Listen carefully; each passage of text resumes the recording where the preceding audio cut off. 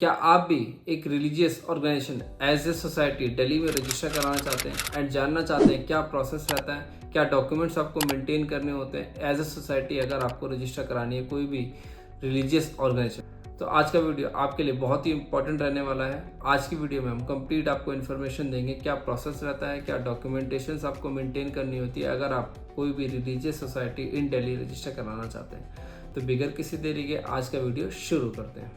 सबसे पहले जानते हैं क्या डॉक्यूमेंटेशंस की रिक्वायरमेंट रहती है एक रिलीजियस सोसाइटी अगर आप दिल्ली में रजिस्टर कराना चाहते हैं। तो देखिए, सबसे पहले आपको ये दिमाग लगाना होता है या ये आपको सोचना होता है कि आप किस लेवल पर ऑपरेट करना चाहते हैं। अगर आप national level means through out India operate करना चाहते हैं या विद इन दिल्ली ही आप ऑपरेट करना चाहते हैं, अगर आप with in Delhi he operate करना चाहते हैं तो डॉक्यूमेंटेशंस की रिक्वायरमेंट अलग रहती है।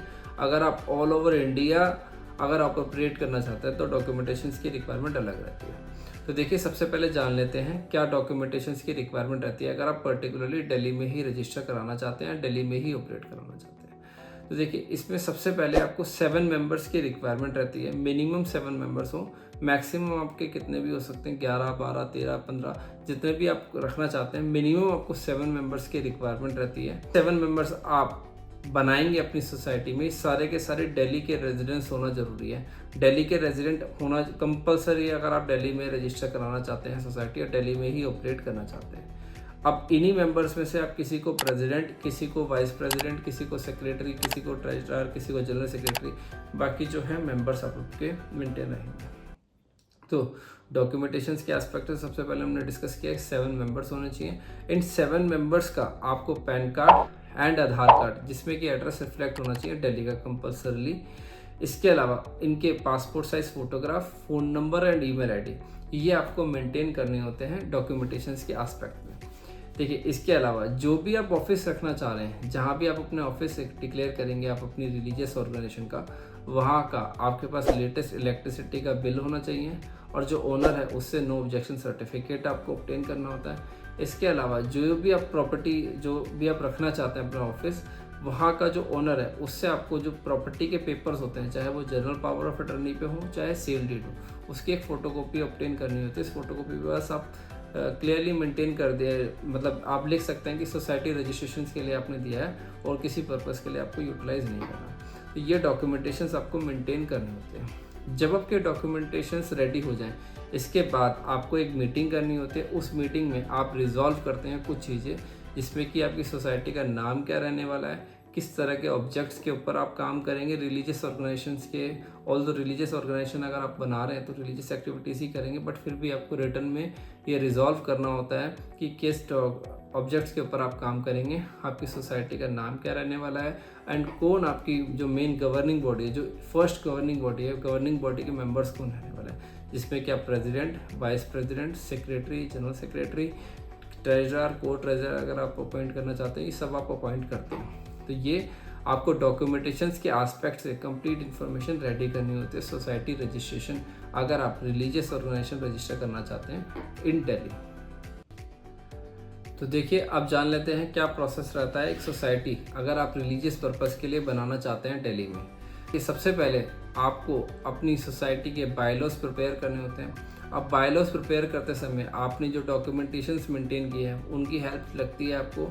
एंड इसके अलावा आपको उस सोसाइटी के जो बायलॉज होते हैं उस पर मेंशन करना होता है क्या राइट्स रहने वाले हैं, क्या रिस्पॉन्सिबिलिटीज़ रहने वाली है, किस सिचुएशन में आप मेंबर्स अपॉइंट करेंगे, किस सिचुएशन में आपको जो मेंबर अगर रिमूव करना है किन सिचुएशंस में आप कर सकते हैं, एंड क्या ड्यूटीज़ प्रेसिडेंट की रहने वाली है, क्या रिस्पॉन्सिबिलिटीज़ सेक्रेटरी, ट्रेजरर्स, आप इस कम्प्लीटली मेंशन करते हैं अपने बायलॉज में।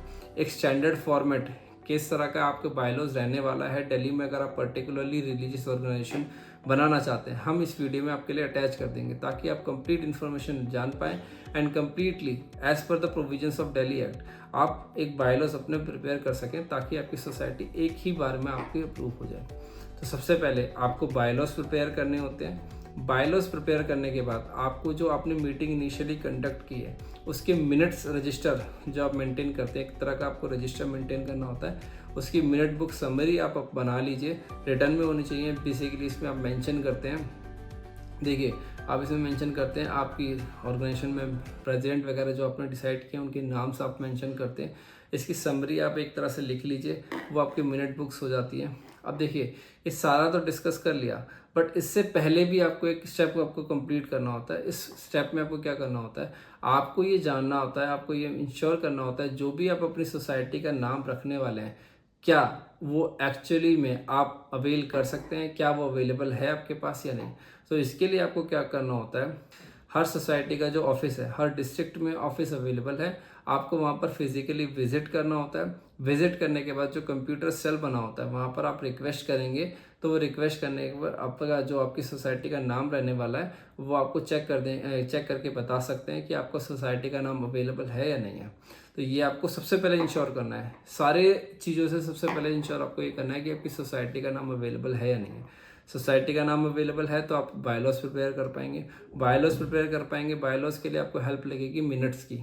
मिनट्स में बेसिकली आपने अपॉइंट किया होगा कौन गवर्निंग बॉडी के जो मेंबर्स होते हैं, ये आपने उसमें किया होगा अपॉइंट। देखिए, जब आपके बायलॉज प्रिपेयर हो जाए, आपकी मिनट्स बुक आपने मिनट मीटिंग जो आपने की है वो आपकी प्रिपेयर हो जाए, आपकी सोसाइटी का नाम अगर अवेलेबल है, इसके बाद आपको इंश्योर करना होता है कुछ एफिडेविट्स आपको सबमिट करने होते हैं। एफिडेविट्स किस तरीके के रहते हैं, क्या एफिडेविट का फॉर्मेट होता है, किसको सबमिट करना होता है, ये भी हम आपको इसी वीडियो में अटैच कर देंगे कि सिंपल सा फॉर्मेट होता है कि अगर आप एक मेंबर को अपॉइंट करना चाहते हैं तो उस मेंबर्स में वो बेसिकली वो किसी और मेंबर, हम मेंशन करते हैं कि किसी भी और ऑर्गेनाइजेशन में वो मेंबर नहीं है, इस तरह का बेसिक डिक्लेरेशन आपको देना होता है। तो किस तरीके का फॉर्मेट रहता है वो भी हम आपको इस वीडियो में अटैच कर देंगे। ये एफिडेविट्स आपने सबमिट कर लिया। इसके अलावा आपने जब बायलॉज ये सारे प्रिपेयर कर लेते हैं, इनके बाद आपको क्या करना होता है, आपको जो ई डिस्ट्रिक्ट की जो वेबसाइट है, वहाँ पर सबसे पहले आपको रजिस्टर कराकर आपको ऑनलाइन फॉर्म सबमिट करना होता है, फॉर्म सोसाइटी के पोर्टल पर। उसके बाद आपको फिजिकली जो वो प्रिंट आउट आप निकल कर आएगा, उस प्रिंट आउट में एक सीरियल नंबर आपको मेंशन होता है, उस सीरियल नंबर की मदद से आपको उसका प्रिंट आउट लेना है। प्रिंट आउट लेने के बाद जो भी अपने डॉक्यूमेंटेशंस आपने मेंटेन किए हैं, जिसमें आपके बायलॉज उसके 3 सेट, आपके जितने भी मेंबर्स हैं उनके केवाईसी के 3 सेट्स, आपकी जो मिनट्स हैं, मिनट आपने प्रिपेयर किए उसके 3 सेट, आपका एनओसी के 3 सेट, आपके प्रॉपर्टी के जो पेपर्स हैं उनके 3 सेट, ये आप रेडी कर लीजिए। आप इसको फिर जाकर सबमिट कर सकते हैं जो आपके नियरेस्ट जो भी रजिस्ट्रार ऑफ फॉर्म्स का जो ऑफिस होगा, रजिस्ट्रार ऑफ सोसाइटीज़ का जो ऑफिस होगा, ये जनरली जो एसडीएम ऑफिस होते हैं, आपके जो नियरेस्ट एसडीएम ऑफिस होते हैं वहाँ पर लोकेटेड होते हैं, वहाँ से आपको ये मिल जाएंगे। तो आपको प्रोसेस के एस्पेक्ट में सबसे पहले हमने आपको बताया, आपको बायलॉज प्रिपेयर करने होते हैं। बायलॉज प्रिपेयर करने के लिए अगेन आपको डॉक्यूमेंटेशंस की रिक्वायरमेंट होती है। फिर सेकंड में आपको मिनट बुक, आप मिनट्स आपको रजिस्टर, जो भी आपने मीटिंग की है उसकी मिनट्स आपको प्रिपेयर करनी है। बट इससे पहले आपको इंश्योर करना है कि आपकी सोसाइटी का नाम अवेलेबल हो, उसके लिए आपको कंप्यूटर सेल जाके इंश्योर करना है कि नेम आप कंफर्म कर लें। इन सबको डॉक्यूमेंटेशंस के एस्पेक्ट में आपको फिर ऑनलाइन एप्लीकेशन सबमिट करनी है। ई डिस्ट्रिक्ट की वेबसाइट है, उस ई डिस्ट्रिक्ट की वेबसाइट पर आप अपने आप को रजिस्टर करा लें। रजिस्टर कराने के बाद जब आप लॉगिन करेंगे, रजिस्ट्रार ऑफ सोसाइटीज़ का एक लिंक आ जाएगा, और किस लिंक पे आप डायरेक्टली अप्लाई कर सकते हैं वो भी हम आपको इसी वीडियो में प्रोवाइड कर देंगे ताकि आपको ईजी हो जाए। तो रजिस्ट्रार ऑफ फॉर्म्स का जो society and registrar of forms and society का जो पोर्टल है वहाँ पर आपको रजिस्टर करना है। रजिस्टर करने के बाद आपको एप्लीकेशन सबमिट करनी है। एप्लीकेशन सबमिट करने के बाद एक आपके पास एक्नॉलेजमेंट रिसीव होगी। उस एक्नॉलेजमेंट के साथ बाकी जो भी आपने डॉक्यूमेंटेशंस रेडी किए हैं, इसमें आपके बायलॉज, मेंबर्स की लिस्ट, मिनट्स मीटिंग के, आपके एनओसी, आपके प्रॉपर्टी के पेपर, आपके लेटेस्ट इलेक्ट्रिसिटी का बिल, 3 सेट्स में रेडी करके आपको वहाँ पर सबमिट करना है। एक वो आपको 2 एक्नॉलेजमेंट के लिए दे देंगे, 2 एक्नॉलेज मतलब आपको रिसिप्ट लगा के आपको वापस कर देंगे, एक वो अपने पास रख लेंगे। ये आपने जब कर लिया, इसके बाद आपको कंटिन्यूसली फॉलोअप करते रहना है डिपार्टमेंट के साथ। 1 महीने के अंदर अंदर या तो वो आपके बायलॉज और सोसाइटी अप्रूव कर देते हैं या डिसअप्रूव कर देते हैं। अगर अप्रूव कर दें तब तो कोई प्रॉब्लम नहीं है। अगर डिसअप्रूव करते हैं किसी भी रीज़न की वजह से, तो आपको वो रिटर्न में इंटीमेट करेंगे किस रीज़न की वजह से वो आपको जो सोसाइटी है वो डिसअप्रूव कर रहे हैं। अगर वो रीज़न सेटिस्फैक्टरी लगता है आपको, तो आप उसको चेंज करके दोबारा पेपर सबमिट कर सकते हैं। आपको लगता है कि जो रीज़न उन्होंने साइट किया है वो एक्सेप्टेबल है, आप चेंज कर, तो अगेन आपको क्या करना है, वो सोसाइटी की जो बायलॉज हैं, जो भी आपने प्रिपेयर किए हैं डॉक्यूमेंट्स, वो आपको चेंज करके वहाँ पर सबमिट कर देनी होती है एप्लीकेशन।